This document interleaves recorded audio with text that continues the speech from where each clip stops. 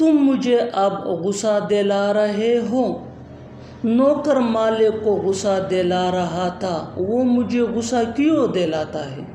मुझे गुस्सा मत दिलाना। इन जुमलों में हम कह रहे हैं गुस्सा दिलाना। गुस्सा दिलाने के लिए इंग्लिश में यूज़ होता है मेक एंग्री। गुस्सा दिलाने के लिए इंग्लिश में यूज़ होता है मेक एंग्री। आइए कंप्लीट स्ट्रक्चर समझते हैं। Subject plus helping verb plus make plus object plus angry plus other words. Subject plus helping verb plus make plus object plus angry plus other words. आगे detail से समझाता हूँ मिसालों से। तुम मुझे अब गुस्सा दिला रहे हो। तुम मुझे अब गुस्सा दिला रहे हो। You are making me angry. No. You are making me angry. No. नौकर मालिक को गुस्सा दिला रहा था। नौकर मालिक को गुस्सा दिला रहा था। The servant was making the master angry.